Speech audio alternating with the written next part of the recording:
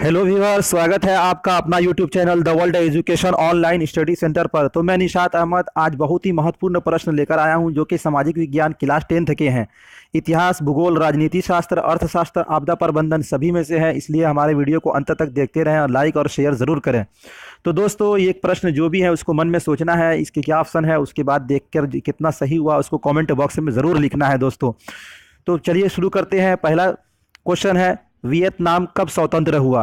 Vietnam कब स्वतंत्र हुआ? ऑप्शन ए है 1887 ईस्वी, ऑप्शन बी है 1945 ईस्वी, और ऑप्शन नंबर सी है 1873 ईस्वी, और ऑप्शन नंबर डी है 1950 ईस्वी।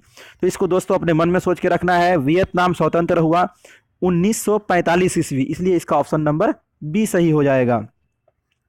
इसलिए इसका ऑप्शन नंबर बी सही हो जाएगा। चलिए तो अगला क्वेश्चन की तरफ चलते हैं। अगला क्वेश्चन है, महात्मा गांधी दक्षिण अफ्रीका से भारत कब वापस आए? तो महात्मा गांधी दक्षिण अफ्रीका से भारत, ऑप्शन ए है 1913 ईस्वी, ऑप्शन नंबर बी है 1919 ईस्वी, और ऑप्शन नंबर सी है 1915 ईस्वी, और ऑप्शन नंबर डी है 1921 ईस्वी। तो महात्मा गांधी दक्षिण अफ्रीका से भारत 9 जनवरी 1915 ईस्वी को आए थे, इसलिए इसका ऑप्शन नंबर सी सही हो जाएगा दोस्तों। तो बने रहे हमारे वीडियो के साथ, लाइक और शेयर जरूर करें। चलिए तो अगला प्रश्न देखते हैं।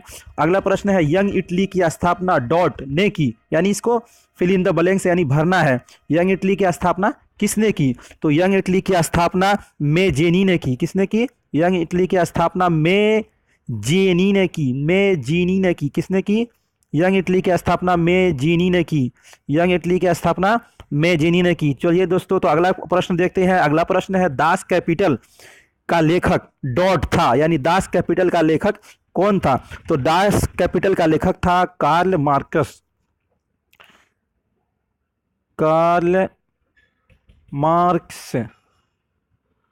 कार्ल मार्क्स कौन था? दास कैपिटल का लेखक कार्ल मार्क्स। चलिए तो अगला प्रश्न देखते हैं। प्रथम पृथ्वी सम्मेलन कब हुआ था? प्रथम पृथ्वी सम्मेलन कब हुआ था? ऑप्शन ए है 1987 ईस्वी, ऑप्शन बी है 1992 ईस्वी, ऑप्शन नंबर सी है 2002, और ऑप्शन नंबर डी है 2001। तो प्रथम पृथ्वी सम्मेलन कब हुआ था? ये अपने मन में सोच के रखना है। प्रथम पृथ्वी सम्मेलन 1992 ईस्वी को हुआ था, इसलिए इसका ऑप्शन नंबर बी सही हो जाएगा दोस्तों। चलिए तो अगला प्रश्न की तरफ चलते हैं। अगला प्रश्न है, बिहार में बालू मिश्रित जलोढ़ मिट्टी को क्या कहते हैं? बिहार में बालू मिश्रित जलोढ़ मिट्टी को क्या कहते हैं? ऑप्शन ए है रेतीली मिट्टी, ऑप्शन 2 है दियारा की मिट्टी, ऑप्शन सी है बांगर, और ऑप्शन नंबर डी है लैटेराइट मिट्टी। बिहार में मिश्रित जलोढ़ मिट्टी को दियारा की मिट्टी कहा जाता है, इसलिए इसका ऑप्शन नंबर बी सही हो जाएगा दोस्तों। चलिए अगला प्रश्न की तरफ चलते हैं। अगला प्रश्न है, सही शब्द से रिक्त स्थानों की पूर्ति करें, यानी फिल इन द ब्लैंक्स है।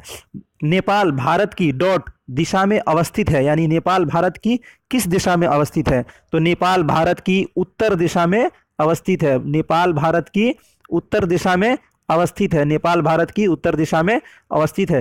तो चलिए दोस्तों अगला प्रश्न की तरफ चलते हैं। अगला प्रश्न है, काली मिट्टी का दूसरा नाम क्या है? काली मिट्टी का दूसरा नाम क्या है? तो काली मिट्टी का दूसरा नाम रेगूर मिट्टी है। क्या है? रेगूर मिट्टी। काली मिट्टी का दूसरा नाम रेगूर मिट्टी है। काली मिट्टी का दूसरा नाम रेगूर मिट्टी है। काली मिट्टी का दूसरा नाम रेगूर मिट्टी है। तो दोस्तों चलिए आगे अगले प्रश्न की तरफ चलते हैं। अगला प्रश्न है, किस देश में संघात्मक शासन व्यवस्था नहीं है? यानी निम्न में कौन सा ऐसा देश है जिसमें संघात्मक शासन व्यवस्था नहीं है? ऑप्शन ए है भारत, ऑप्शन नंबर बी है श्रीलंका, और ऑप्शन नंबर सी है ऑस्ट्रेलिया, और ऑप्शन नंबर डी है संयुक्त राज्य अमेरिका।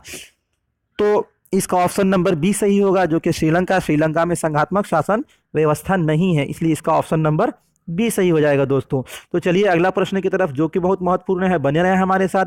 पंचायत राज संस्थानों में के कितने स्तर है? पंचायत राज संस्थाओं के कितने स्तर है? ऑप्शन नंबर ए है 2, ऑप्शन नंबर बी है 3, और ऑप्शन नंबर सी है 4, और ऑप्शन नंबर डी है 5। तो पंचायत राज संस्थाओं के 3 स्तर हैं, इसलिए इसका ऑप्शन नंबर बी सही हो जाएगा।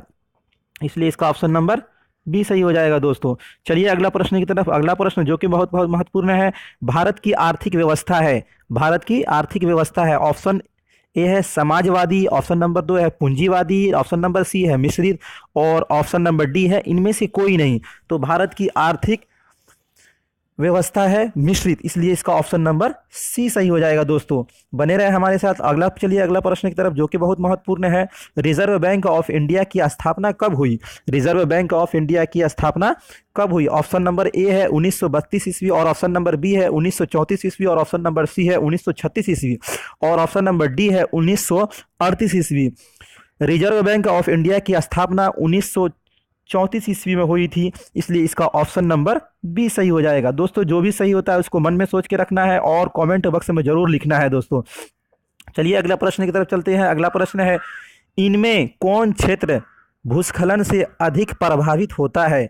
यानी इन ऑप्शनों में कौन सा क्षेत्र जो भूस्खलन से अधिक प्रभावित होता है? तो मैं आपको बतला दूं, भूस्खलन उस क्षेत्र को कहते हैं जहां पर पहाड़ी एरिया है और पहाड़ से पत्थर टूट कर गिर जाते हैं और पहाड़ के पानी को रोक देते हैं, उसको भूस्खलन कहते हैं। ऑप्शन नंबर ए है कश्मीर और उत्तराखंड, और ऑप्शन नंबर बी है उड़ीसा और आंध्र प्रदेश, और ऑप्शन नंबर सी है झारखंड, और ऑप्शन नंबर डी है मध्य प्रदेश। तो इसका ऑप्शन नंबर ए सही होगा, कश्मीर और उत्तराखंड।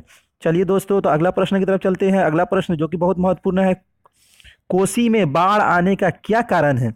कोसी में बाढ़ आने का क्या कारण है? ऑप्शन ए है अधिक वर्षा, ऑप्शन बी है हिमाचल की बर्फ का पिघलना, और ऑप्शन सी है नदी में गद जमना, और ऑप्शन नंबर डी है इनमें से सभी। तो कोसी में बाढ़ आने का क्या कारण है? और ऑप्शन नंबर डी सही हो जाएगा, इनमें से सभी। तो दोस्तों चलिए आगे चलते हैं। अगला क्वेश्चन, तो दोस्तों ये थे बहुत ही महत्वपूर्ण क्वेश्चन। तो इसको आपको कितना सही हुआ उसको कमेंट बॉक्स में जरूर लिखें और वीडियो को लाइक और शेयर ज़रूर करें।